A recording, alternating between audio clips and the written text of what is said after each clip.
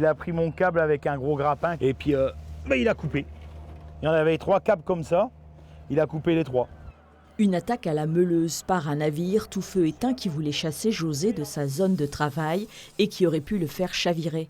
Une agression par un sonneur, un navire capable de ratisser des surfaces de pêche de plusieurs kilomètres carrés.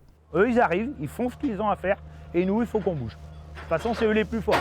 Ils ont 3 fois plus de puissance que nous, les bateaux, ils sont 2 fois plus grands. Donc c'est le pot de terre contre le pot de fer. Hein. Ils ne nous respectent pas. Ils n'ont aucun respect pour les gens. Si les tensions ne sont pas nouvelles, depuis plusieurs semaines, les pêcheurs craignent une escalade. Les filets des bateaux grandissent et la mer semble rétrécir. On est plus de 100 en manche à tous pêcher sur les mêmes espèces. C'est pas possible. Ces bateaux qui pratiquent la Seine avec un gigantisme qui n'est pas adapté aux zones de pêche, on voudrait que ça soit interdit en manche. Une perte pour José de 6 000 € et un dépôt de plainte. Une affaire qui inquiète les pêcheurs de notre région. Pourquoi on est envahi de bateaux?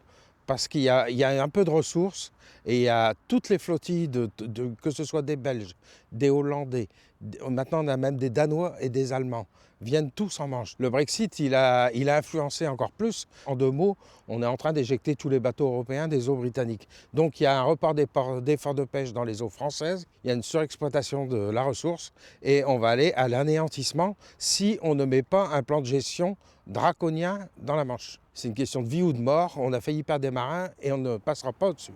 Aujourd'hui, ce n'est plus seulement un problème de place, le poisson disparaît. Il y a 2 ans, l'Europe a renoncé à interdire les sonneurs. Mais pour Stéphane Pinto, le combat doit continuer. Lui qui a réussi en 2021 à faire interdire par Bruxelles la pêche électrique en s'associant avec des ONG de protection de la mer. On a inventé des techniques de pêche dites innovantes qui étaient beaucoup plus rapides que la reproduction du poisson elle-même.